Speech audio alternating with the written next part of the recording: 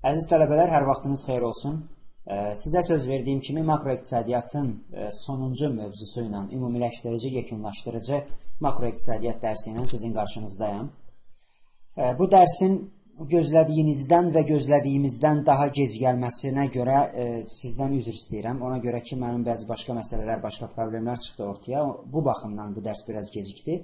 Ancaq hələ ki, bizə imtahana bir gün var və dərsin də müddəti çox uzun çəkməyəcək, əziz tələbələr. Hansı ki, siz bu çox uzun olmayan bu dərsə imtahana qədər şübhəsiz ki, baxa biləcəksiniz.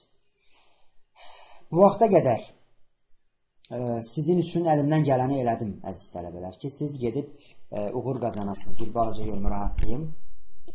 Əlimdən gələni elədim ki, siz gedib uğur qazanasınız və güman edirəm ki, sizə faydalı ola bilmişəm. Yəni, ümid edirəm ki, sizə faydalı ola bilmişəm.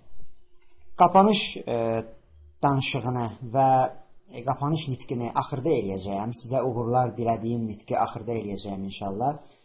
Ona görə indi çox da məsələni həssaslığa, romantikaya bağlamayaq və dərhal biz keçək makroiqtisadiyyata. Çünki bizim üçün hal-hazırda ağlaşmadan daha vacib, əziz tələbələr, makroiqtisadiyyatdan bizdə qalan bir neçə xırda-xuruş məsələdir ki, biz onları tamamlamalıyıq. Xatırlayırsınız, mikrodan bizdə iki mövzu qalmışdı. Bir istehsal amilləri bazarları idi. Hansı ki, mən demişdim ki, sizə onu kitablardan, nəzəri müddəalarda orada çoxu, onu kitablardan oxuyun. Yəni, orada torpaq bazarı filan, onların nəzəri müddəaları daha çoxdur. Ona görə onu biz video dərsə köçürtmədik və bilirsiniz, bizim əziz tələbələr çox az idi vaxtımız. Bu qısa vaxt ərzində biz əlbəttə ki, bütün 26-cı proqramı video dərsə köçürdə bilməzdik. Ancaq əlimdən gələn qədər sizin üçün son dərəcə aktual. Hansı ki, belə hesab edirəm ki, onlar hər il düşürlər. O mövzuları sizə çatdırmağa çalışdım. Ondan əlavə bizdə bir də qalmışdı ümumi iqtisadi tarazlıq və rifah. Hansı ki, onun tərkibində var idi Walras'ın tarazlıq qanunu, Pareto optimumu, bir də Edwards'ın qutu modeli. Bax, onların üçünü də mən indi sizə izah edəcəyəm. Bundan sonra isə, əziz tələbələr, biz ümumiyyətlə bu dərs ərzində məşğulluğa neokeynisçi yanaşmanın bəzi elementlərinə baxacağıq. Dediyim kimi, Walras tarazlığına baxacağıq, Pareto optimumuna baxacağıq, Edwards'ın qutu modelinə baxacağıq, Laffer əyrisinə baxacağıq, Pigu səmərəsinə baxacağıq, Fisher tənliyinə baxacağıq, Fisherin pul kütləsinin hesablanması ilə bağlı olan tənliyinə baxacağıq, sonra Gini əmsalına baxacağıq və Lorentz əyrisinə baxacağıq, əziz tələbələr. Hansı ki, biz bununla da makronu tamamlamış oluruq. Orada yenə də bəzi hədiyyə balansı kimi, hədiyyə balansı və s. kimi bəzi nəzəri mövzular qalır ki, siz onları kitabdan oxumağınız daha faydalıdır. Elə isə başlayaq məşğulluğa neoklassik yanaşmadan. Ümumiyyətlə, məşğulluğa yanaşmanın, siz bilirsiniz, biz, üzr istəyirəm, biz klassik yanaşma və keynisçi yanaşma haqqında məlumatlıyıq. Yəni, keynisçilər nə deyirdilər? Deyirdilər, tam məşğulluğa nail olmaq an məsələsidir, bu bir şansdır. İqtisadiyyat daim tam məşğulluq səviyyəsində ola bilməz deyirdilər və tam məşğulluğa nail olmaq üçün hökman dövlətin müdaxiləsi lazımdır. Bu keynisçilərin fikri idi. Ondan əvvəl, yəni Keynesin şəxsən fikri idi. Ondan əvvəlki iqtisadçılar, hansı ki, onlara klassiklər deyir Keynes və biz özümüz də onlara klassiklər deyirik. Həmən o klassiklərin fikrincə iqtisadiyyat elə il 12 ay tam məşğulluq səviyyəsindədir. Bax, tam məşğulluq səviyyəsinə müxtəlif iqtisadi nəzəriyyələrin nümayəndələri müxtəlif cür yanaşıblar, əziz tələbələr. O cümlədən də məşğulluğa neoklassik yanaşma var. Neoklassiklərin fikrincə məşğulluğa yanaşma əslində bu geniş anlayışdır. Bizə lazım olan əsas əvəz etmə və gəlir effektləri hissəsidir. Məşğulluqda əvəz etmə effekti, məşğulluqda gəlir effekti məsələsi. Məşğulluqda əvəz etmə effekti nə olan şeydir? Bunun adı üstündədir, əziz tələbələr, əvəz etmə. Deməli, sən ya işlədiyin vaxtı boş vaxtdan əvəz edirsən, ya da boş vaxtı işlədiyin vaxtdan əvəz edirsən. Və əvəz etmə o vaxtı effektli ola bilər ki, sən təbii ki, boş vaxtını iş müddəti ilə əvəz eləmiş olasan. Yoxsa sən əgər işi boş vaxtla əvəz edirsənsə, işləmə əvəzinə vaxtını boş keçirirsənsə, burada hansı effektdən danışmaq olar, düzdürmü? Ona görə də biz məşğulluğa əvəz etmə effekti, məşğulluqda əvəz etmə effekti deyəndə, əziz tələbələr, bunu nəzərdə tuturuq ki, baxın, əmək haqqınız artdıqca sizin boş vaxtınızın alternativ xərci artır. Tutalım ki, məsələn, ayda 500 manat əmək haqqı alırdın, Ancaq indi başladın almağa ayda 2500 manat. Düzdürmü? Bu nə deməkdir əziz tələbələr? Sənin bir aylıq gəlirin 2500 manata qədər artmağı deməkdir və sənin bir ay boş qalmağın 2500 manat pul itirməyin deməkdir ki, biz buna iqtisadiyyatda nə ad vermişik? Alternativ xərc adı vermişik. Bax, məşğulluqda əvəz etmə effekti sırf bu məsələyə əsaslanır. Əmək haqqı artdıqca şəxsin boş vaxtının alternativ xərci artdığına görə əziz tələbələr, şəxs boş vaxtdansa işləməyə üstünlük verir. Yəni, boş vaxtının əvəzində işləməyə ayırdığı vaxtı çoxaldacaqdır. Bax, buna deyirik biz məşğulluqda əvəz etmə effekti. Əvəz etmə effekti zamanı, yəni madam ki, sən işləməyə üstünlük verirsən, boş qalmağa üstünlük vermirsən, onda əlbəttə ki, sənə iş təklifləri də daha çox olacaq, düzdürmü?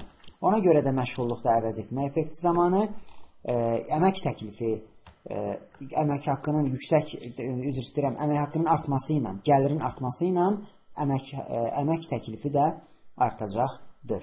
Bax, bu məşğulluğa əvəz etmə effekti. İndi bu əvəz etmə effektinin ya da gəlir effektinin hansından hansı situasiyada böyük olması məsələsi var ki, biz ona hələ girmirik əziz tələbələr.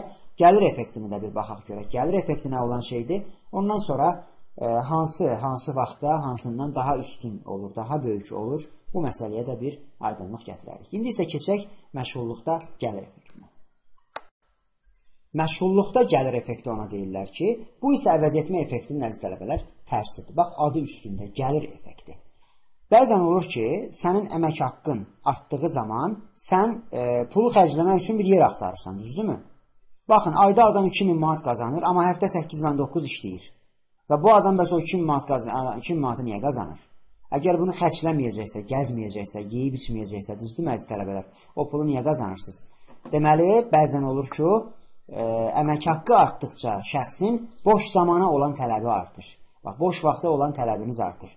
Beləliklə, keçən ay 500 manat alırdınız, amma bu aydan etibarən siz almağa başladınız 2500 manat. Əmək haqqınız kəskin artdı, gəlirləriniz artdı, belə deyək. Və siz neyniyəcəksiniz? 3-4 ay bu tempdə işləyəndən sonra əziz tələbələr, bir ay öz hesabınıza məzuniyyət götürüb, gedəcəksiniz xarici bir ölkədə istirahət etməyə. Görürsünüz, siz boş vaxtınızın əvəzinə işləməyi üstün tutdunuz. Üzr istəyirəm, işləməyin əvəzinə boş qalmağı üstün tutdunuz ki, o vaxtı, o qazandığınız pulu xərcləyəsiniz. Bax, buna da deyirlər məşğulluqda gəlir effekti. Gəlir effektinə görə isə sən madam ki, boş vaxtı üstün tutursan, işləmək istəmirsən, onda əlbəttə ki, sənə təklif olunan işlər də azalacaq əziz tələbələr. Beləliklə, məşğulluqdakı gəlir effekti zamanı, gəlir artdığı zaman əmək təklifi azalar.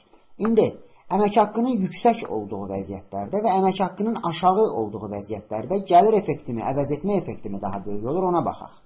Baxın, əmək haqqısı çox yüksək olan adamlar işləməyə üstünlük verərlər, yoxsa boş qalmağa üstünlük verərlər. Əlbəttə ki, boş qalmağa daha çox üstünlük verirlər bəzən.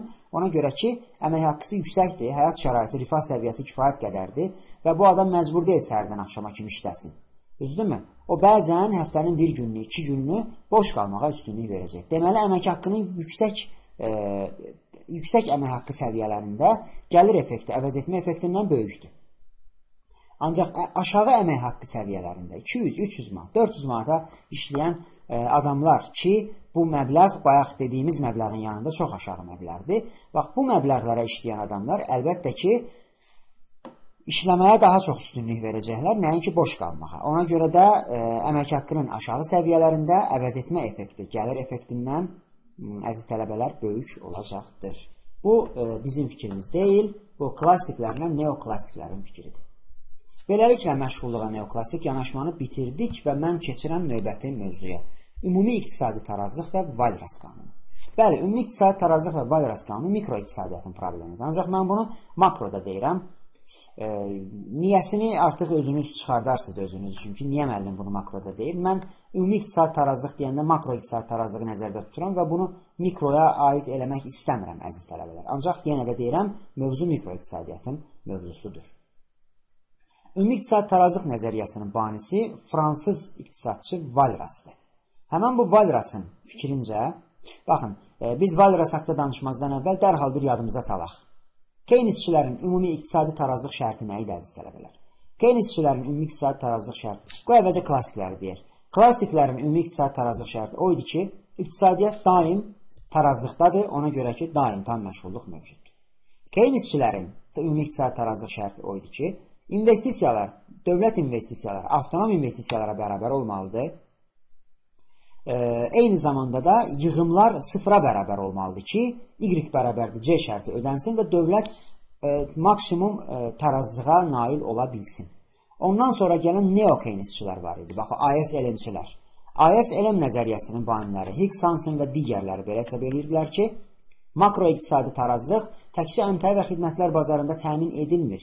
Eyni zamanda pul bazarında da tarazlıq olmalıdır ki, ölkə daxilində, ümumiyyətlə dünya səviyyəsində iqtisadiyyatda makroiqtisadi tarazlıq təmin olunsun. Bəs Walrasın fikrincə bu necə tənzimlənməlidir, əziz tələbələr? Walras deyir ki, əmtəə və xidmətlər bazarı bir də istehsal amilləri bazarında tarazlıq təmin olunmalıdır və o cümlədən əmtəə və xidmətlər bazarındakı qiymətlərlə istehsal amilləri bazarındakı qiymətlər bir-birindən çox da kənarlaşmamalıdır ki, tarazlığa nail olunsun. Və Walras deyir ki, əgər tarazlıq təmin olunubsa, onda məcmu təklif, məcmu tələbə bərabərdir və orada heç bir tələb artıqlığı ya da təklif artıqlığı olmamalıdır ki, biz buna deyirik Walras qanunu. Walrasın ümumi iqtisadi tarazlıq nəzəriyyəsini araşdırarkən ortaya qoyduğu fərziyyələr və yaxud buna bəzi iqtisadçılar Walrasın ümumi iqtisadi tarazlıq şərtləri də deyirlər, əziz tələbələr. Walrasın fikrincə, ümumi iqtisadi tarazlığa nail olmaq üçün nələr olmalıdır? Bax, buna baxaq. Birincisi, Walras deyir ki, cəmiyyətin, istehlakçılar tarazlığa nail olmaq üçün bütün gəlirlərini xərcləməlidirlər. Bunu biz sizlə bilirik istehlakçı nəzəriyyəsindən ki, istehlakçı nəzəriyyəsinə görə sizin tarazlığa gəlməyinizin yeganə şərti bütün büdcənizi xərcləməyinizdir ki, tarazlıq da harada baş verir, əziz tələbələr? Fərqsizlik əyrisi ilə büdcə xəttinin toqquşduğu yerdə baş verirdi. Bax, eyni şeyi Walras deyir. Eyni yanaşma eləcə də Walrasa aiddir. Bundan başqa Walrasın fikrincə cəmiyyətin ümumi rifahı ayrı-ayrı fərdlərin rifahlarının cəmindən ibarətdir. Növbəti şərti o idi ki, bazarlarda tam rəqabət təmin edilməlidir. Ondan sonra dördüncü şərti, Walrasın dördüncü tarazlıq şərti o idi ki, funksiyalar artan və 2 dəfə törəməsi alına biləndir. Funksiyaların artan və 2 dəfə törəməsi alına bilən olduğu nə deməkdir, əziz tələbələr? Bura bir yüngülvari bir aydınlıq gətirəcəyəm. Tutalım ki, hər şeyin biz bilirik ki, bir totalı var, bir də bir marjinalı var. Baxın, istər xərc olsun, istər gəlir olsun, istər utility olsun, faydalılıq, yəni istər product olsun, məhsuldarlıq, nə olur olsun, nə tip məsələ olur olsun. Əgər səndən marjinalın 0, totalın maksimum olduğu nöqtəni soruşursa, onda sən deməli totalın bir dəfə törəməsini almalısın. Baxın, total utility'nin bir dəfə törəməsini alsan, total utility'nin maksimum olduğu, yəni alıb 0-a bərabər eləsən, onun maksimum olduğu nöqtəni taparsan. Adamın tarazlıqda olduğu nöqtəni taparsan. Total cost'un bir dəfə törəməsini alıb 0-a bərabər eləsən, total cost'un maksimum olduğu nöqtəni taparsan. Və yaxud da TPL-in bir dəfə törəməsini alsan, onda o TPL əyrisi var idi, bax, onun maksimum olduğu nöqtəni taparsın. Ancaq sən, əgər marjinalın maksimumunu tapmaq istəyirsənsə, onda əziz tələbə, sən totalın 2 dəfə törəməsini tapmalısın. Deməli, bir dəfə törəməni tapırsan, olur totalın maksimumu, ikinci dəfə törəməni tapıb 0-a bərabər eləsən, taparsan marjinalın maksimumunu. Bax, görürsünüz, artan və 2 dəfə törəməsi alına bilən söhbəti, bax, buradan yaranır. Qapalı iqtisadiyyat mövcuddur Walrasa görə tarazlığa nail olmaq baxımından və eyni zamanda da, əziz tələbələr, dövlətsiz iqtisadiyyat mövcuddur. Qapalı iqtisadiyyat odur ki, xarici ölkələrlə heç bir iqtisadi əlaqə yoxdur. Dövlətsiz iqtisadiyyat odur ki, iqtisadiyyata heç bir dövlət müdaxiləsi olmamalıdır. Bax, bu qapalı və dövlətsiz iqtisadiyyat şərtlərini də Walras irəli sürmüşdür, əziz tələbələr. Sonra, Walrasın fikrincə, iqtisadiyyatda sadəcə 2 şəxs alan-satan, 2 amil, yəni istehsal amili, bir də 2 əmtəə olmalıdır və yaxud xidmət olmalıdır. Yəni, bax, bu tarazlıq nəzəriyyəsini araşdıranda Walras o nöqteyi nəzərdən yanaşıb məsələyə, əziz tələbələr. Fərdlərin fayda funksiyaları ilə istehsalçıların istehsal funksiyalarının arasında da heç bir əlaqənin, heç bir asıllığın olmadığını deyirdi bu Walras. Və Walras qanununu təkrar yadımıza salaq, sonra keçək Pareto optimumuna. Və Walras qanununa görə, əziz tələbələr, Walras qanununa görə bazarda tələbin miqdarı təklifin miqdarına bərabərdir və heç bir tələb artıqlığı və təklif artıqlığı yoxdur. Bax bunun təmin olunmasına Walras qanunu deyirik, əziz tələbələr. İndi baxaq görək bu Pareto optimumu nə olan şeydir. Pareto optimumunu buradan oxuyacaqsınız, aydın məsələdir. Ancaq indi pauza edib oxuyarsınız, bu sizin öz işinizdir. Ancaq mən gəlirəm bu səhifəyə. Buna fikir verməyin bu qrafikə. Bunu boş verin. Burada cin əmsalını hesablayacaq birazdan. Baxın bura. Tutalım ki, bax biz bir cəmiyyətik. Bax bizim cəmiyyətin əziz tələbələr. Rəng seçim, ağ rəng. Bax bizim cəmiyyətin tutalım ki, rifahının maksimum nöqtəsi buradır. Düzdürmü? Və bu cəmiyyətdə əlbəttə ki, A adlı, B adlı, C adlı, D adlı adamlar vardı. Yəni biz 10 milyonluq bir cəmiyyətik. Bu B-nin rifahı birdən-birə artdı. Bu B-nin rifahının bura qədər artması ümumilikdə cəmiyyətin də rifahını dartıb ora qədər artıracaqmı əziz tələbələr? Artıracaq. Baxın, bunu belə başa düşək. Yeri gəlmişkən, mənim virtual tələbələrim var. Bilirsiniz, bunların sayı həddən çoxdur. İnşallah hamısının uğurlarına sevinməyi arzu edirəm, onlara da və özümə də. Həmin o virtual tələbələrin içində 2 sevimli qız var. Bütün qızlar və bütün oğlanlar sevimlidir bu öz yerində. Şəxsən tanıdığım 2 sevimli qız var. Onun birinin adı Kübra xanımdır, birinin adı Hədiyyə xanımdır. Onlar mənə dedilər ki, bəs biri mənə dedi ki, müəllim, siz bizə mümkünsə oradan bir salam hədiyyə eləyin. Mən də onlara buradan bir salam hədiyyə eləyirəm. Həm hədiyyə hədiyyə eləyirəm, həm də Kübraya hədiyyə eləyirəm. Qucaq dolusu salamlar hədiyyə eləyirəm və hər ikisinə, əziz tələbələr, uğurlar arzu edirəm. İndi siz hədiyyəni, Kübranı və məni üçümüzü bir cəmiyyət olaraq görün. Tutalım ki, bizim hərəmizin cibimizdə 50 manat pul var və bizim ümumi cibimizdə olan pul 150 manatdır. Düzdürmü, əziz tələbələr? Bizim ümumi cibimizdə olan pul 150 manatdır. Deməli, bu 150 manat nədir? Hər birimizin ayrı-ayrılıqda rifahımız 50-dir. Üçümüzün bir yerdə rifahımız 150-dir. İndi təsəvvür edin ki, Kübraya kənardan kimsə gətirdi, bir 20 manat pul verdi. Əziz tələbələr, Kübranın rifahı, cəmiyyətin bir üzvü olaraq Kübranın rifahı artdı mı? Kübranın rifahı artdı.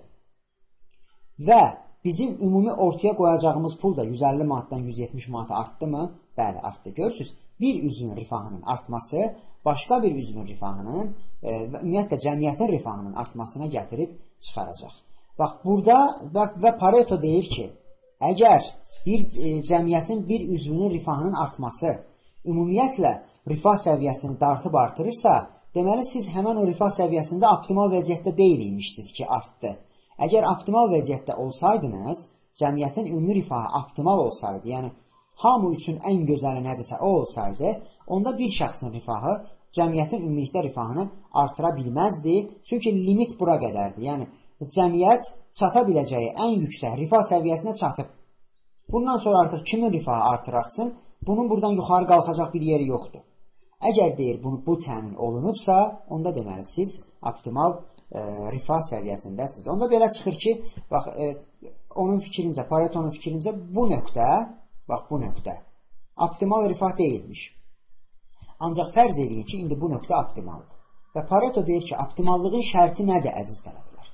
Optimallığın şərti odur ki, bir üzvün rifahının artması cəmiyyətin ümumi rifahını dartıb qaldırmasın. Əgər qaldıracaqsa, deməli, optimalda deyilmişsiniz. Yəni, bunun daha da artan yeri var imiş da ki, artdı. Optimalda olmaq o deməkdir ki, ümumi rifahın daha artan yeri yoxdur, əziz tələbələr. İndi baxın. Bu Kübranın rifahı qalxdı. Bizim Kübranın rifahı qalxdı. Bəs ortada axı digər cəmiyyət üzvləri və ümumi cəmiyyət var, əziz tələbələr. Onda belə çıxır ki, Kübranın rifahının 20 manat qalxması bizim cəmiyyətin də ümumiyyətlə rifahımızı qaldırmalıdır. Ancaq Pareto deyir ki, əgər qaldırırsa, qardaş, siz optimumda deyilsiniz deməli. Əgər optimumdasınızsa, deməli, bu qaldırmamalıdır. Yaxşı, Kübranın rifahının artması, əgər cəmiyyətin rifahının artmasına səbəb olmayıbsa, onda burada nə baş verib? Deməli, Kübranın rifahı 20 manat artıb, mənim də rifahım 20 manat azalıb da ki, biz bir-birimizi kompensasiya eləmişik. Düzdürmü?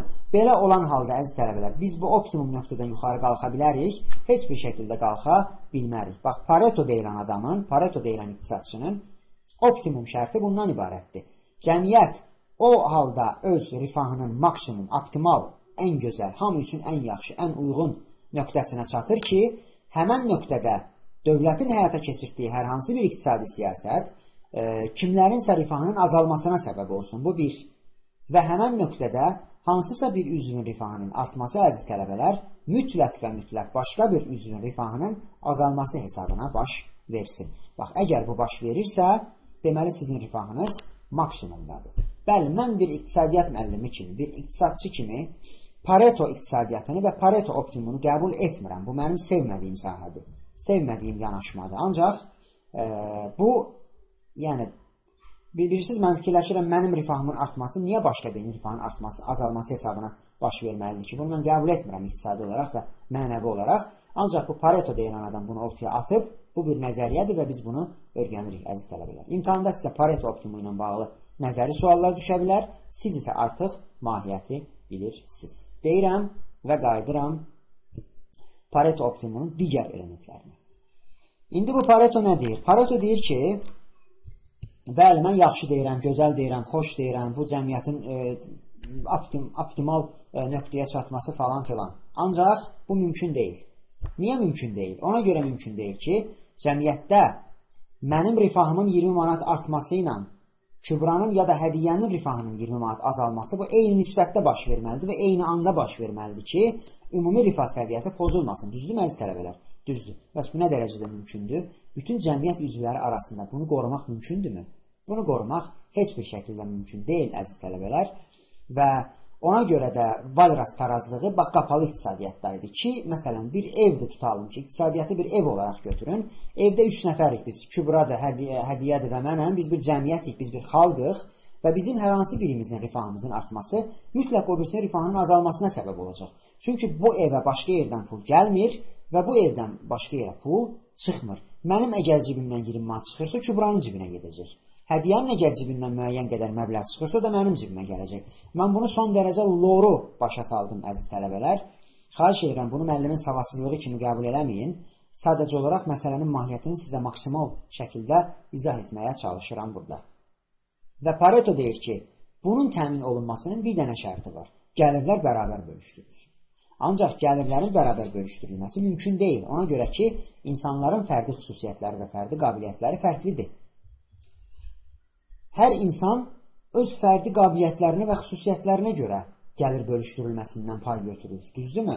Hər kəsə eyni dərəcədə gəlir bölüşdürülməsi həyata keçirtmək mümkün olmadığına görə Pareto optimumu da bu nöqtədə öz əhəmiyyətini itirir və heç vaxt mövcud olmur, əziz tələbələr. Və Paretonun son sözü, Pareto nəzəriyyəsində son cümlədir bu, varlıdan alıb kasıba verməyə həvəsləməyin. Varlıdan alıb kasıba vermək gəlirlərin bölgüsünü dəyişdirər. Ancaq ümumi rifaha heç bir şəkildə artırmaz, azaltmaz. Ümumi rifaha təsir eləməz, deyirdi Pareto. Bu fikri ilə razıyam, ancaq ümumi Pareto optimumunun şərtləri məni heç qane etmir, əziz tələbələr. Deyirəm və keçirəm qutu modelinə, Edward modeli. Bu Edward deyilən adam normalda bu Edgeworth'dır. Yəni orada D-dən sonra bir G hərfidir ki, İngilisin bu G hərfidir və onlar onu Edgeworth oxuyurlar. Bu Edgeworth modeli olmalıdır. Lakin bu model bizim bütün ədəbiyyatlarda hansında varsa təbii ki, Edgeworth şəklində var deyə mən də sizə Edgeworth şəklində deyirəm. Edgeworth'un modelinin mahiyyəti nədən ibarətdir? Pareto bayaq nə deyirdi? Pareto deyirdi ki, optimal nöqtədəsənsə əgər, sənin rifahının artması mütləq başqa birinin rifahının azalması hesabına baş verəcək. Düzdürmü? Pareto bunu deyirdi. Və Edward da fikirləşdi ki, mən nətər eləyim ki, Paretonun bu fikrini köçürdüm qrafikə. Və qrafikə köçürdəndə, əziz tələbələr, sıxıntı yaşamağa başladı. İndi baxacağıq görək o hansı sıxıntılar yaşayıb və vəziyyətdən necə çıxır. Baxın, təsəvvür edin ki, bu qutuda bu qırmızı xətlərin, qırmızı koordinat oxu, qırmızı B hərfi, qırmızı xətlər heç biri yoxdur, ancaq qaraları təsəvvür edin, əziz tələbələr. Edward gördü ki, tutalım ki, indi iki başqa tələbəni deyəcəm. Tutaq ki, biri Aytən olsun, biri də mənim yenə də bir sevimli virtual tələbəm var, Ülviyə. Qoy, biri də Ülviyə olsun. Hər ikisi də mənim virtual tələbələrimdir. İkisinə də buradan qucaq dolusu sevgilər və salamlar göndərirəm və uğurlar diləyirəm. Aytən və Ülviyə haqqında bir, bax, Edward'un qutu modelini biz Aytən və Ülviyənin timsalında bir araşdıraq. Bax, bu qara koordinat oxu olsun Aytənin koordinat oxu və bax, bu qara rəngli büdcə xətlə üzr istəyirən fərqsizlik əyirləri də olacaq Aytənin fərqsizlik əyirləri. Yaxşı, Edward fikirləşir, bəs mən ülviyyənin koordinat oxunu və fərqsizlik əyrilərini hara yerləşdirim?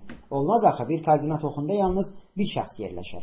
Ona görə də bax bu qaranın güzgü əksini əks tərəfə keçirdir və orada bir koordinat başlanğıcı əmələ gəlir və yeni koordinat oxları əmələ gəlir və bax bu qırmızı da olacaq bizim ülviyyəmizin koordinat oxu və qırmızı fərqsizlik əyriləri də olacaq ülviyyənin fərqsizlik əyriləri.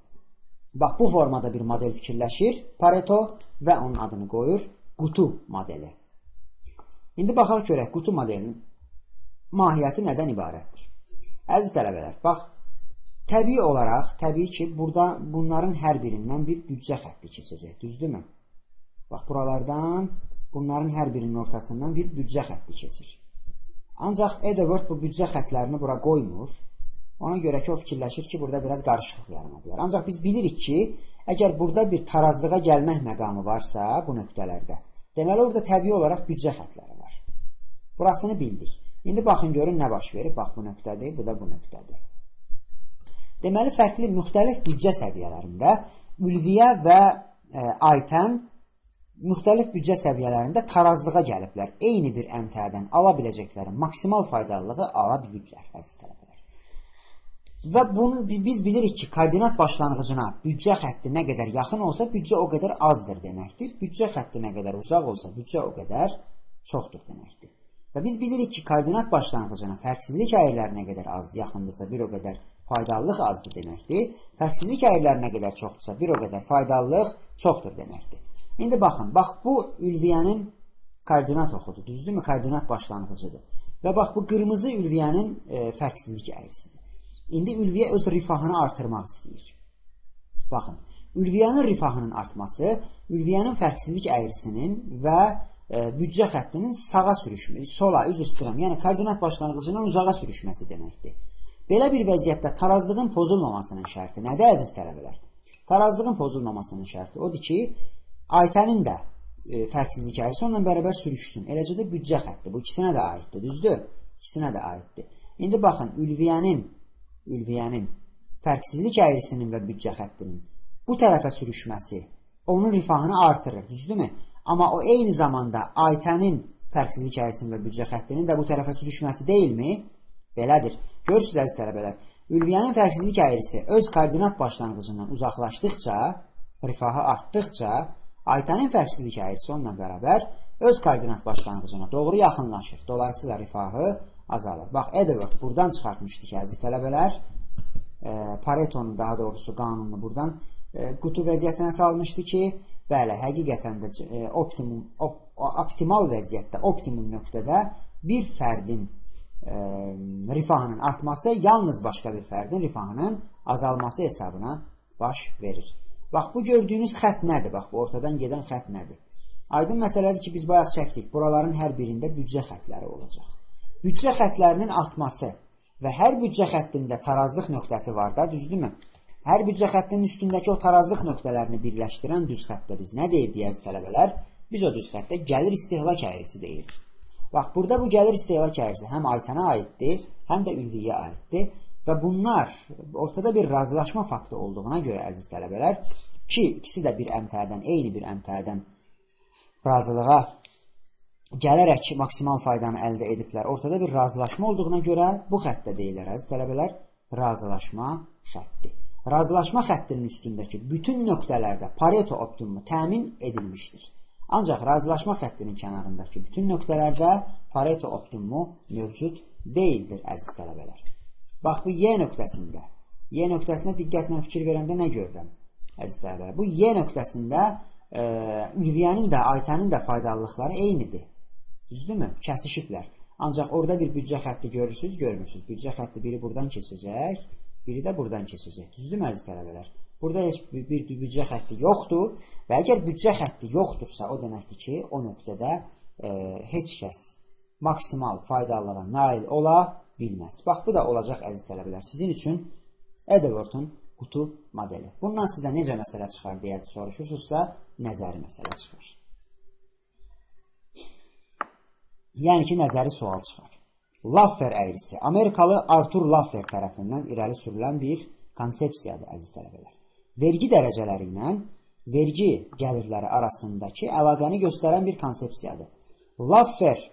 Laffer fikirləşib ki, düşünüb tapıb ki, yəni nəzəri olaraq ortaya qoyub ki, sən demə vergi dərəcələrinin artması əvvəlcə dövlət gəlirlərini artırırmış. Ancaq müəyyən bir nöqtədən sonra vergi dərəcələri artmağa davam edərsə, onda dövlət gəlirləri azalmağa başlayacaqmış. Deməli, bir müddət əvvəl vergi dərəcələri ilə dövlətin vergidən gəlirləri düz mütənasibdir. Amma ondan sonra vergi dərəcələri ilə dövlətin vergidən gəlirləri başlayır tərs mütənasib olmağa. Tutalım ki, əziz tələbələr, vergi dərəcələri, bax, görürsünüz, artır. Bax, vergi dərəcələrinin artması, üfüqi oxda vergi dərəcəsidir, şaquli oxda vergi gəlirdir. Görürsünüz, vergi dərəcələrinin artması vergi gəlirlərini də artıracaq. Hara qədər? Bax, haradasa, bax, bu nöqtəyə qədər. Düzdür, əziz tələbələr? Üzr istəyirəm, bu nöqtəyə qədər. Amma bu nöqtədən sonra dövlət yenə də vergiləri artırmaqda davam edərsə, onda görün nə olur? Bax, gəlir azaldı. Burada gəlir bir də azaldı. Görürsünüz, gəlirlər başlayır, əziz tələbələr, artmaq. Mən inanıram ki, indi əksəriyyətiniz deyirsiniz ki, normal əmtə ucuz əmtədəki kim olur? Müəllim, bu normal əmtə ucuz əmtədəki kim olur ki? Bəli, o yadınıza gəlir, əmtə bir müddət gəlir artdıqca gedirdi, sonra ucuz əmtəyə çevrilib vurulurdu. Bax, bu da mahiyyətcə onun kimi bir şeydir, əziz tələbələr. Bax, bu da sizə Laffer qanunu və Laffer əyrisi.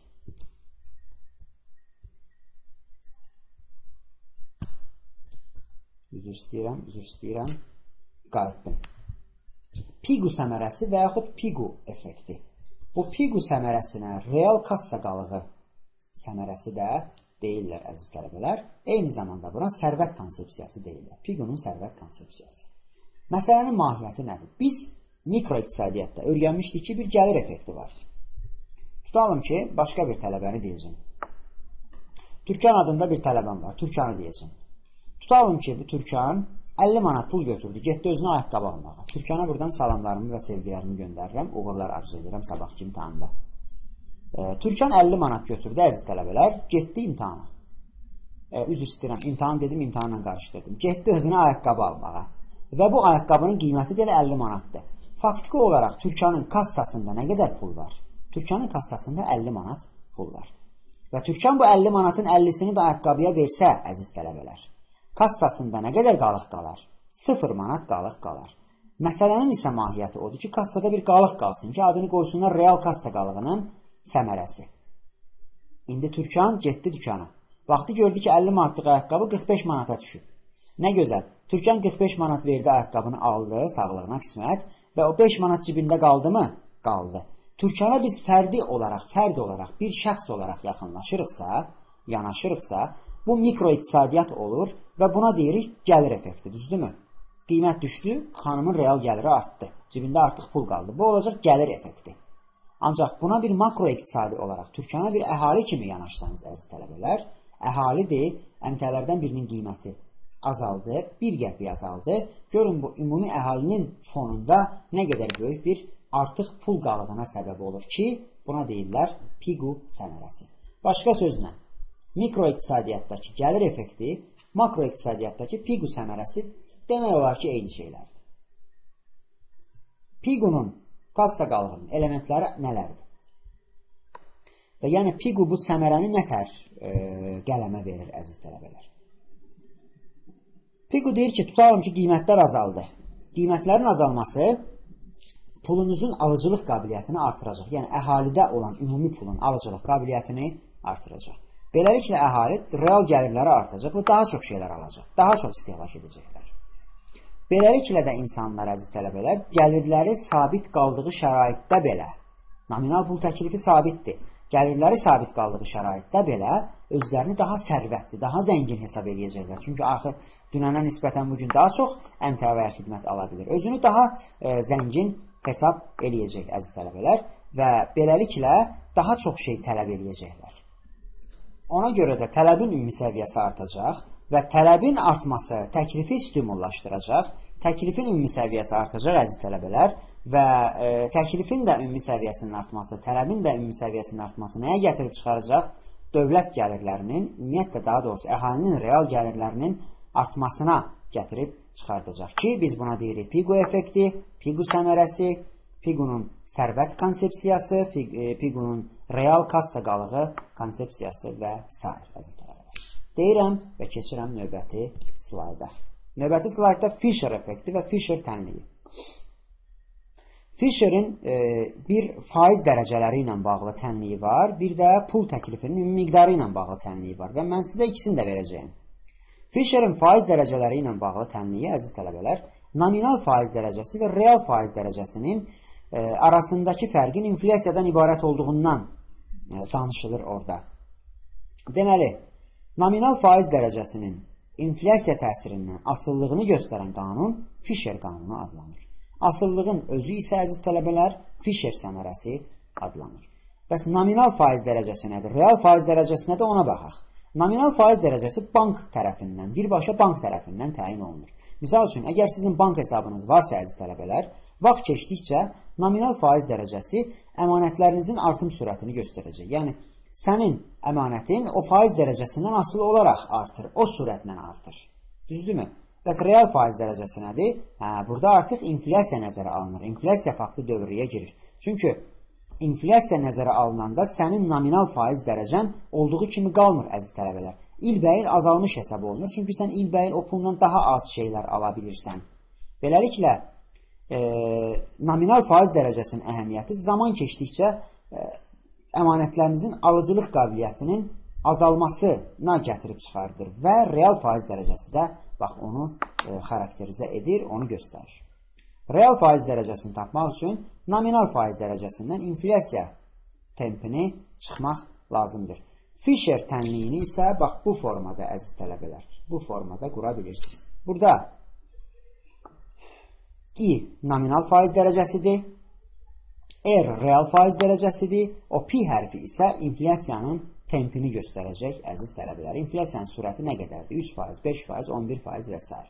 Yəni, buradakı P, ay müəllim, bəs P 3'dan %14 deyil, deyə sual verməyin, əziz tələbələr. Buradakı P, oradakı P-dən deyil. Bəs buradakı birlər nədir, müəllim, deyə sual verirsinizsə, onu da deyim mən sizə. Fisherin pulun miqdar nəzəriyyəsi və pulun miqdar qanunu deyilən bir qanunu var. Fisherin tənliyi həmən o qanunla birbaşa əlaqəli, əziz tələbələr. Deməli, miqdar qanununa görə pulun miqdarındakı 1%lik artım inflyasiya dərəcəsini 1% artırır. Və Fisher tənliyinə görə də həmən o inflyasiya dərəcəsinin 1% artması nominal faiz dərəcəsini 1% artırmış olur. Bax, buna deyirlər Fisher qanunu, Fisher effekti ya da Fisher səmərəsi, buna deyirlər Fisher düsturu, buna da deyirlər Fisher tənliyi.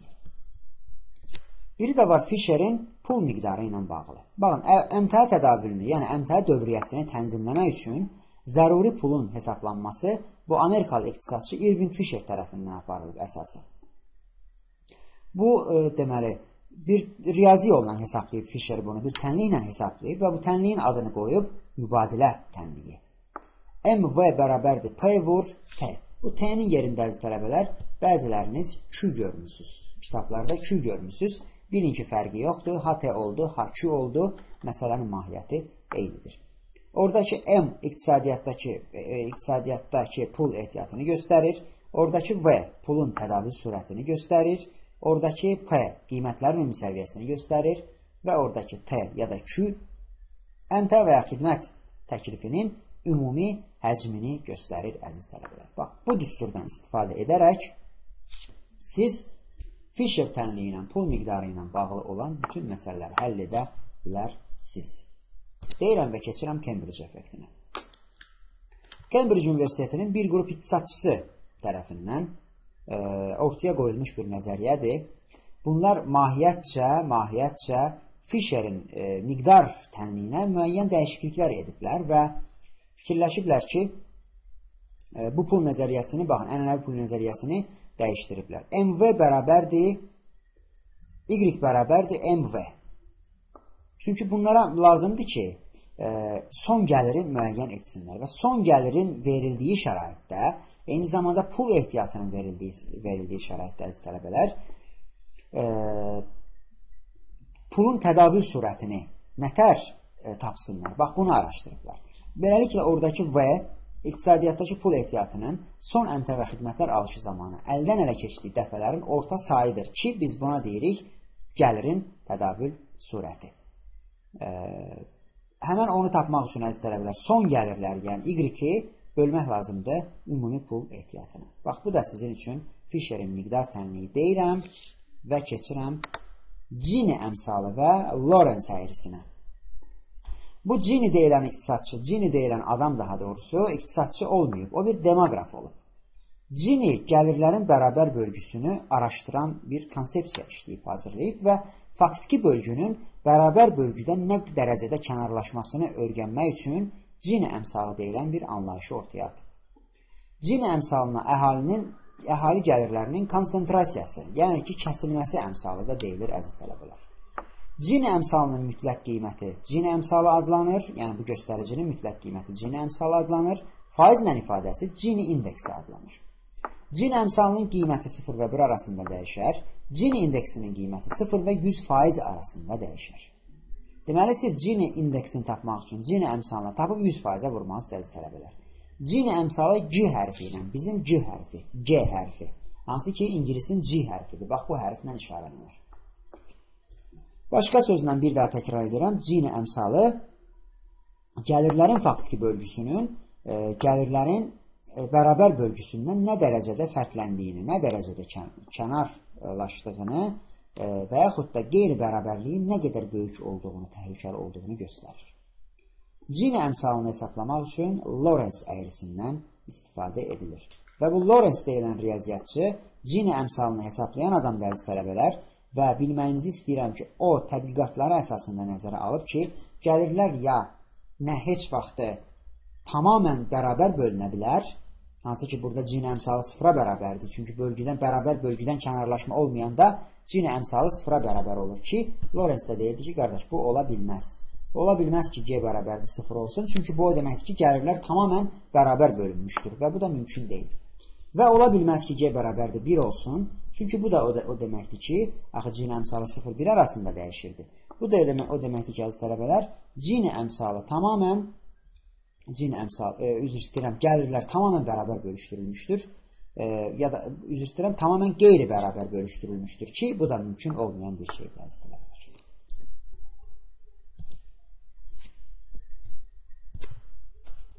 Baxın, Lorenz nə edib? Deməli, bax, bu gördüyünüz bir koordinat oxudur, bu da bir koordinat oxudur, üfüqi və şaquli ox. Lorenz 45 dərəcəli bir bucaq əmələ gətirən əziz tələbələr bir xət göndərib buradan yuxarı. Bax, buradan bir 45 dərəcəli xəttədir. Bura yazacaq əhalinin sayı faiz etibarilə, bura yazacaq əhali gəlirləri faiz etibarilə. Əziz tələbələr, bax, bu bissektrisə xətti deyək də buna 45 dərəcəli xətt və ya tənbölən deyin. Bunun üstündəki bu 45 dərəcə ucbatından, bunun üstündəki bütün nöqtələrdə gəlirlər bərabərdirmi? Bəli, gəlirlər bərabərdir. İndi bax, bu qırmızı xətti də bir rezin kimi görünür. İndi gəlin ikinci qrafika baxaq. Görürsünüz, həmən o rezin düz bir şəkildə o bərabər bölgü xəttinin üstündədir. Bu nə deməkdir, əziz tələbələr? Yəni, bu bərabər bölgüdən kənarlaşma yoxdur da, düzdür? Bəli, bundan kənarlaşma yoxdur, elə üstündədir. Deməli, Gini əmsalı 0-dır, gəlirlərin mütləq bərabər olduğu göstərilir. Yəni, bir daha deyirəm, gəlirlər bu xəttin üstündə hər yerdə bərabərdir. Bu qırmızı rezin də, həmən bu qırmızı rezinə biz deyirik Lorenz əyrisi. Bax, bu qırmızı rezin də düz xətli şəkildədir. Onun üstündədir, o 45 dərəcəli tənbölənin üstündədir. Deməli, gəlirlərin mütləq bərabərliyi təmin olunur. Burada indi baxın, təsəvvür edin, siz tutdunuz bax bu qırmızı rezinin burasından, bunu dartdınız bax bura. Düzdürmü? Bunu bura dartanda nə baş verir, əziz tələbələr? Bu gəlir, bu vəziyyətə alır. Düzdürmü? Baxın, bu qırmızı xəttdə. Bu vəziyyətə alır. Bu o deməkdir ki, bundan o tərəfə kənarlaşa bilməz ki, buralara keçə bilməz ki, əziz tələbələr, keçə bilməz. Bu o deməkdir ki, bu qırmızı rezin, hansı ki biz ona Lorenz əyrisi deyirik, həmən o Lorenz əyrisi mütləq bərabərlik xəttindən maksimum kənarlaşır. Yəni ki, gəlirlər mütləq qeyri-bərabər bölünmüşdür. Burada da Gini əmsalı 1-ə bərabər olur. Amma Gini deyir ki, qardaş, belə bir şey həyatda ola bilməz, belə də bir şey həyatda ola bilməz. Amma iqtisadi olaraq öyrənilir. Bilin ki, C bərabərdir 1, C bərabərdir 0 olanda nə baş verir, əziz tələbələr? İndi isə görüntümü qaytarıram, darıxmayasınız məndən ötürü və ən soldakı qrafika bir daha nəzər salacağıq biz. İndi bu Lorenz öz əyrisindən istifadə edərək nə tər hesabladı? Cin əmsalını hesablamaq üçün, bax bu kənarlaşdı da, düzdürmü? Bunun ipi tutdunuz buradan qırmızını, bura qədər dartdınız. Bax bu kənarlaşdı. Bu içəridə qalan sahəni görürsünüz. Bu sahənin ümumi bax bu üçbucağın sahəsinə olan nisbəti, əziz tələbələr, sizə verəcək cini əmsalını. İndi isə sizlə bir cini əmsalı ilə bağlı bir məsələ həll edək. Baxın, gəlirlərin bərabər bölgüsünü göstərən xətt bu xəttdir, bilirsiniz. Lorentz əyrisi, bu qırmızı xəttdir, bunu da bilirsiniz. Burada sizə verib 30, burada verib 50, burada verib 10, burada verib 50 və sizə deyir, cini əmsalını hesablayın. Nətər hesablayacağım? Bax bu rəngli hissə, bax bu kənarlaşmanı göstərən, yəni bərabər bölgü xətti ilə Lorentz əyrisinin arasında qalan hissənin sahəsini böyük üçbucağın sahəsinə böləcəm, əziz tələbələr. Bir baxaq görək bu böyük üçbucağın sahəsi nə qədərdir? Bura 50-dir, bura da 50-dir. 50 vur 50, düzdürmü? 50 böyük üçbucağın sahəsi olacaq. 50 vur 50, 2500, düzdür? Onu da bölün 2, əziz tələbələr, 1250. Deməli, böyük üçbucağın sahəsi olacaq 1250. Bu oldu bizim böyük üçbucağın sahəsi. Baxın, böyük üçbucaq. Bunun sahəsi. İndi mən bax, bu rəngli hissəni necə tapım, əziz tələbələr? Rəngli hissəni tapmaq üçün, bax, bu hissələrdən, bu hissələrin sahələrini ümumi tapıb, bu 1250-dən çıxsam, rəngli hissə qalarmı? Bəli, qalar. Ona görə də mən bax, buradan bir dənə xət çəkirəm bura. Çəkdim. Deməli, burada bir dənə düzbucaqlı üçbucaq alındı. Bir dənə də düzbucaqlı üçbucaq alındı. Bir dənə də dördbucaqlı alındı. Bunların üçünün sahələrini, bax, bu bir fiquru, bu iki fiquru, bu da üç fiquru. Bax, bu üç dənə fiqurun sahəsini tapıb, böyük üçbucağın sahəsindən çıxsam, arada qalan sahə nə olacaq, əziz tələbələr? Bax, bu rəngli hissə olacaq, düzdürmü? Sonra da bu tapdığım rəngli hissəni böləcəm 1250-yə, cin əmsalını tapam. Bu qədər sadə. İndi gəlin tapaq. Bax, bu birinci fiqurun sahəsi. Bu hissə 30-dur mu? Bəli. Bu hissə nə qədərdir? 10-dur da. Bura 10-dursa, bura da 10-dur. 30 vur 10 böl 2. Oldu 300 böl 2, o da bərabərdir 150. Aha, bu üçbucağın sahəsi 150. Bu üçbucağın sahəsi. Bura 10-dur, burada 20-dir. 30 və 50 arasında qalan 20-dir. Onu 20-yə vursanız, olar 200. 200. Böyük üçbucağın sahəsi. Bura 20-dir, əziz tələbələr. Bura isə 40-dır. Nədən bildim? Bura 10-dursa, bu balaca yer. Onda buradan yuxarı olan hissə də 40-a bərabərdir, düzdürmü? Deməli, 20 vur 40, 800 böl 2, 400. Bunların üçünün cəmi 400, 200, 150. Oldu mu 750, əziz tələbələr? Oldu 750. İndi mən bu 1200-dən bu 750-ni çıxsam, rəngli yer qalar mı? Qalar. Deməli, rəngli yerin sahəsi nə qədər imiş? Rəngli yerin sahəsi 500 imiş. Və mən nəhayət cin əmsalını necə tapıram? Bax, bu 500-ü ümumi üçbucağın sahəsinə bölürəm, əziz tələbələr. Yəni, o 500-ü bölürəm 1250-yə, oradan alacağım ki, cin əmsalı bərabərdir 0,4. Bax, bu oldu sizin üçün cin əmsalı. Prosesin uzun getməyi sizi qorxuzmasın, əziz tələbələr. İmtahanda bu qədər sürətli uzun gec getmir. Çünki mən sizə izah edirəm hər şeyi detallı, ona görə belə uzun çəkir. Ancaq imtahanda arzu edirəm ki, sizə daha rahat bir formada düşsün və siz sakit, sağlam beyindən cin əmsalını həll edə biləsiniz, əziz tələbələr. Belə işlər. Əziz və sevimli virtual və real tələbələr. Yəqin ki, keçən geridə qalan ay yarımlıq müddətdə mənim sizə necə böyük sevgi və qayğı ilə yanaşdığımı siz hiss elədiniz. Real tələbələr onsuz da yanımdaydılar. Onlar bu ay yarımlıq müddətdə bunu güman edirəm ki, hiss ediblər. Virtual tələbələr isə istər onlar üçün hazırladığım video dərslərdən, istər onlar üçün Facebookda, Messengerdə və eyni ilə də WhatsAppda mənə göndərilən suallara verdiyim cavablardan, o cümlədən, əziz tələbələr, burada aşkar bir surətdə göstərdiyim sevgi və qayğıdan bunu hiss ediblər. Mənim üçün necə böyük dəyər sahibi olduğunuzu Yəqin ki, hiss eləmişsiniz. Mən hər zaman təhsilə meyilli adamı hər zaman bir addım öndə tutmuşam, əziz tələbələr, və təhsil naminə bir tələbə üçün əlimdən nə gəlirsə, hamısını eləməyə hazıram. Geridə qalan 2 ay boyunca sizə bu video dərslərlə dəstək oldum. 20 video dərs, hər biri təqribən saat yarım. Orta hesabla 1 saat 20 dəqiqə götürək. Və mən üstəlik bunu, əziz tələbələr, bunu demək biraz təvazökarlıqdan uzaq çıxacaq, amma biraz egoizm çıxar bəlkə, amma xahiş edirəm, lütfən belə qəbul etməyin. Sadəcə səmimi bir şəkildə fikir bildirdiyimi bilin. Yəni, mən görürsünüz, sırf real tələbələr və sırf virtual tələbələr üçün dərsdən əlavə bu formada dərslər işləyib hazırlamışam. Yəni, mən video dərs deyə kameranı qoyub öz dərsimi çəkib burada yerləşdirməmişəm, əziz tələbələr. Əlbəttə, yerləşdirənləri dəstəkləyirəm. Düz eləyirlər, sağ olsunlar. Minnətdaram, tələbələr adından minnətdaram. Çünki məndən öyrənə bilməyən tələbə həmən müəllimlərdən öyrənəcək. Həmən müəllimlərdən öyrənə bilməyən tələbə məndən öyrənəcək. Onların əllərindən öpürəm o müəllimlərim. Özüm də bir müəlliməm, ancaq onların qarşısında bir tələbə olaraq baş əyirəm və əllərindən öpürəm. Sağ olsunlar, eləyiblər bunları, ancaq mən eləmədim. Mən sizin üçün ən mükəmməlini eləməyə çalışdım, əziz tələbələr, bu 2 ayda. Və siz özünüz gördünüz ki, mən necə şövqlə, necə bir səylə, necə həvəslə, necə istəklə, arzu ilə, sevgi ilə yanaşdım bu dərslərə və sizi öyrətməyə. Ümid edirəm ki, əziz tələbələr, bu fədakarlığım sizi qane elədi. İnanın, mənim heç bir umacağım olmadı. Heç bir tələbədən umacağım olmadı burada. Bu virtual dərslərlə mən müəyyən qədər tanındım, tələbələr tərəfindən tanındım. Və bu mənim yükümü, belə deyək, məsuliyyətimi deyək, 2 qat yox, 10 qat artırdı. Çünki mənim əgər 141 real tələbəm var idisə, 500-600 virtual tələbəm var və mən onların hamısına qaçmağa məcburam. Yəni, bu mənim vicdan borcumdur ki, mən onların hamısına qaçam. Əlimdən gələn qədər də qaçmağa çalışdım. Əgər hansısa bir tələbənin haradasa, hansısa bir sualını gözdən qaçırtmışamsa, dönə-dönə üzr istəyirəm.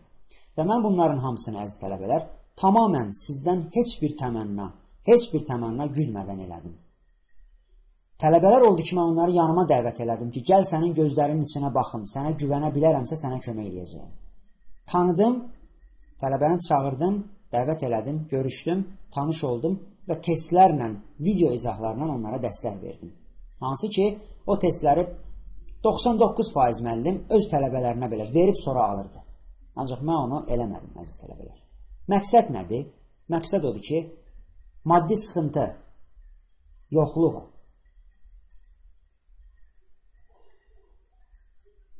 tələbənin müəllim tapmamağı, tələbənin ürəyincə müəllim tapmamağı imkan verməsin ki, tələbə təhsildən qalsın. Yəni, bunlar tələbənin təhsilinə mane olmasın mənasında. Əgər tələbənin maddi sıxıntısı varsa, əgər tələbə kasıbçılıq çəkirsə, bu tələbə axı bizim gələcəyimizdir. Sizlərin hər biriniz bizim gələcəyimizsiniz. Və sizi yarı yolda qoymamaq, əziz tələbələr, bizim mənəvi vicdani borcumuzdur, bizim şərəf borcumuzdur. Əgər hansısa müəllim bunu eləyirsə, məndən başqa da hansısa müəllim bunu eləyirsə, onun vicdanı və müəllimliyi qarşısında mən bir daha baş əyirəm. Bütün tələbələr adından sizə dəstək olan, bütün şərəfli, bütün vicdanlı, pul dalınca qaçıb, dini, imanı pul olan müəllimləri demirəm. Şərəfi ilə, vicdanı ilə pul qazanan və insanların beynində qalmaqdan çox ürəyində qalmağına üstünlük verən müəllimləri deyirəm ki, onların hamısına huzurlarınızda təşəkkür edirəm və qarşılarında baş əyirəm.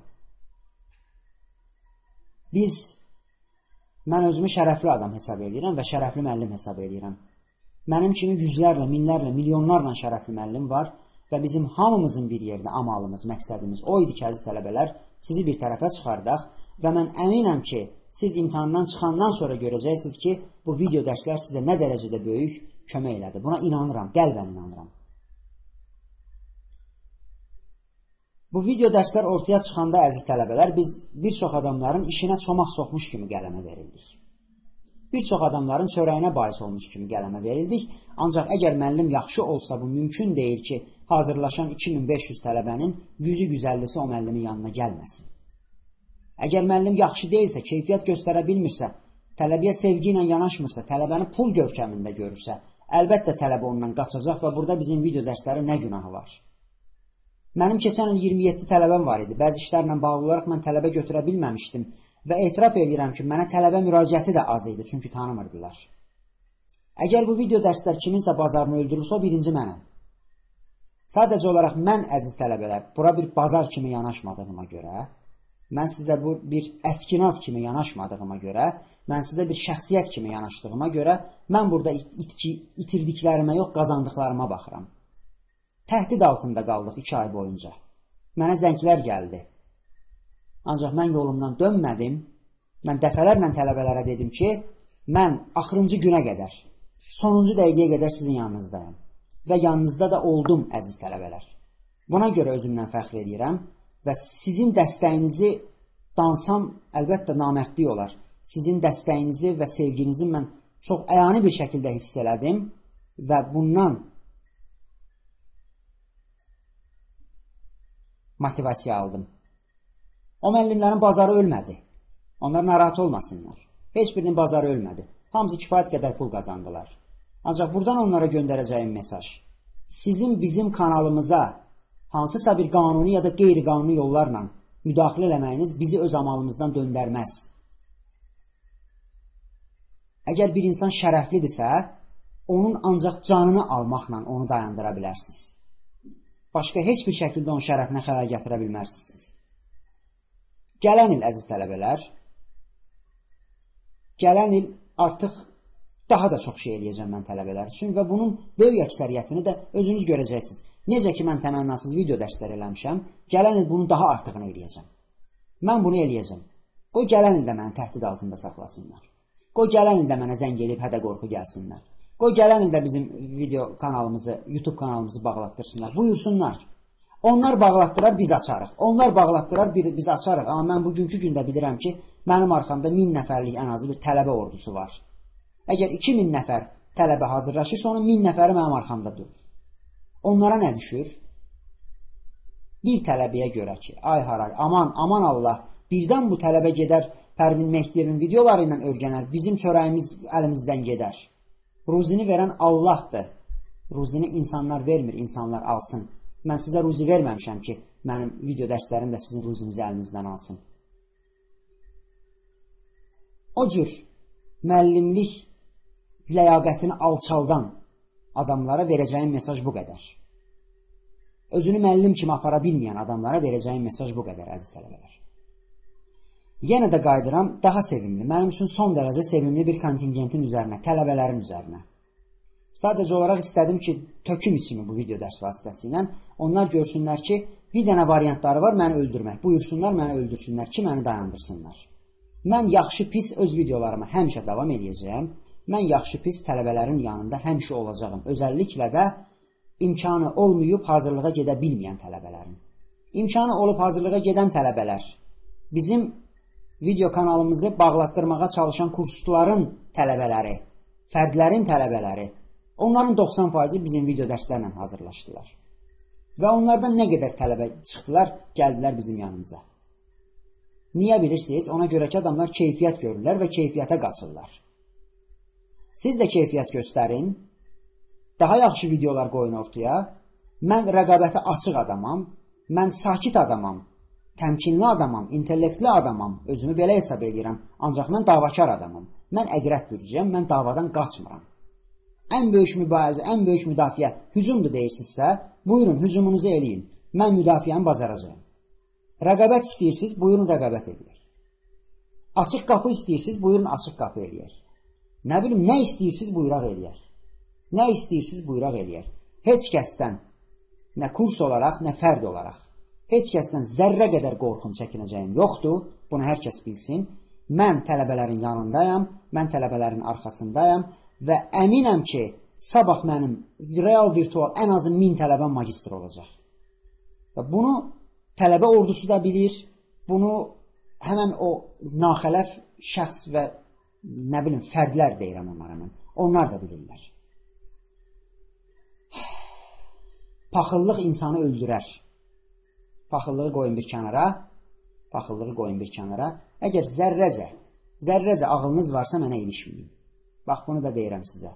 Zərrəcə ağlınız varsa mənə ilişməyin. Mən sizə ilişmirəm. Başımı salmışam aşağı işimi görün və siz də başınızı salın aşağı işinizi görün. Rəqabət istəyirsinizsə kişi kimi rəqabət aparın. Sağlam rəqabət aparın. Bu nədir durub YouTube kanalı şikayət elətdirirsiniz, YouTube kanalı bağlatdırır. Ayıb deyil, yəni bunu eləyən adam nətər özünüzə nətər sığışdırırsınız. Siz axı müəllimsiz. Sizə axı bu xalq axı öz övladlarını sizə etibar edir ki, sabah bir gün xalqa ağ günə çıxardasınız. Belə çıxardacaqsınız xalqa ağ günə. Bu qədər əziz tələbələr.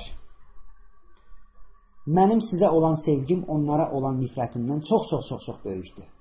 Ona görə də onlarla mən heç bir işim yoxdur. Hamısını başım buraxmışam. Hamısını ad-ba-ad bilirəm kimlərdən. Ancaq başlarını buraxmışam və özləri də bilirlər ki, birdən mənə qarşı bir həmlə olsa, ondan sonra mən artıq başqa cür danışacağım və bütün məsələlər hüquqi və qeyri-hüquqi, hansı formada desələr, öz həllini tapacaq.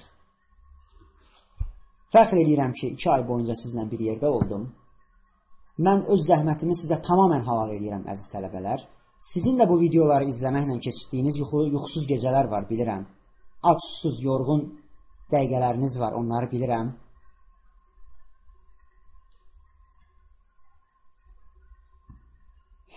Siz də öz haqqınızı halal eləyin. Mən də öz haqqımı sizə halal eləyirəm. İnşallah sabahki imtahanda gedin, yüksək bir nəticə yığın və biz də sizlə fəxr eləyək və özümüzlə də fəxr eləyək ki, əməyimizin bir nəticəsi var. Yəni biz insanıq, bizi Allah daş da yarada bilərdi, odun da yarada bilərdi. Ancaq bizi insan yaradıb ona görə ki, biz o insanlığın haqqını verək.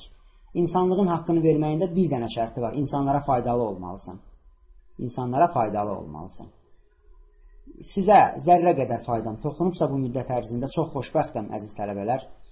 Hamınızı çox sevirəm, hamınızı bağrıma basıram və bir daha uğurlar arzu edirəm sabahki imtahanda. Əminliklə deyirəm ki, və çox böyük həyəcan içində arzu edirəm bunu. Ki, sabah sizin əziyyət çəkən bütün tələbələrdən xoş xəbər gözləyək, əziz tələbələr.